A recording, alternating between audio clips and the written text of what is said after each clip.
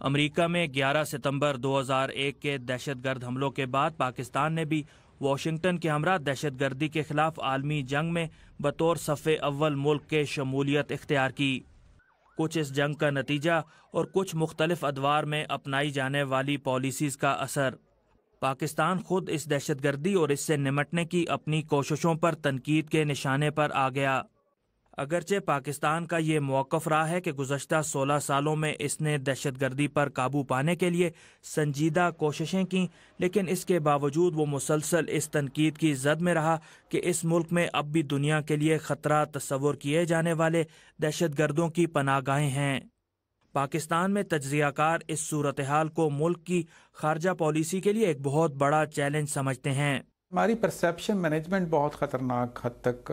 کمزور ہے کہ پاکستان کا جو امیج ہے وہ بہر صورت اچھی طرح سے نہیں جا رہا۔ اس میں کچھ ہماری پالیسیوں کا دخل اندازی ضرور ہے کہ ہم اچھے طالبان اور برے طالبان میں تمیز کرتے رہتے ہیں، لیکن یہ ہے کہ ہمیں ایک چیز دیکھنی ہے کہ پاکستان نے کیا کیا ہے، پاکستان نے کتنی قربانیاں دی ہیں، کیسے قربانیاں دی ہیں، ان کو ہم انفارچونیٹلی ہائی لائٹ نہیں کر سکتے۔ انسٹیٹیوٹ آف اسٹریٹجک اسٹڈیز اسلام آباد میں امریکہ سے متعلق شعبے کے ڈائریکٹر نجم رفیق کہتے ہیں کہ اب بھی دنیا کے کئی ممالک پاکستان کو دہشت گردوں کا حامی قرار دیتے ہیں،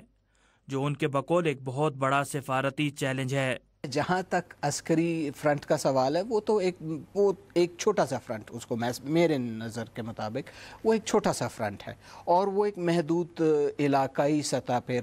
محدود رہتا ہے۔ جہاں تک ڈپلومیٹک فرنٹ کا سوال ہے تو وہ ایک بہت وسیع اور بہت بڑا فرنٹ ہے جس پہ پاکستان کو ایک بہت بڑی جنگ لڑنی ہے۔ اب بظاہر حکومت کو بھی یہ احساس ہو چکا ہے کہ دہشت گردی کے خلاف محض عسکری کارروائیاں ہی کافی نہیں،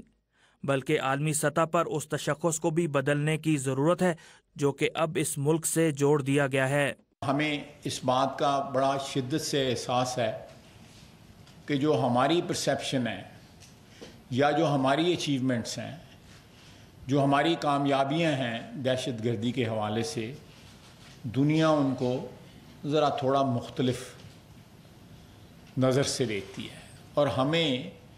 دنیا کی پرسیپشن کو کریکٹ کرنا ہے۔ تجزیہ کاروں کا کہنا ہے کہ پاکستان نے عالمی جنگ میں شمولیت کا فیصلہ تو 9/11 کے فوراً بعد ہی کر لیا تھا، لیکن اسے اس جنگ کی پیچیدگیوں کو سمجھنے اور اس کے مطابق سفارتی پالیسی کو ڈھالنے میں بہت وقت لگا،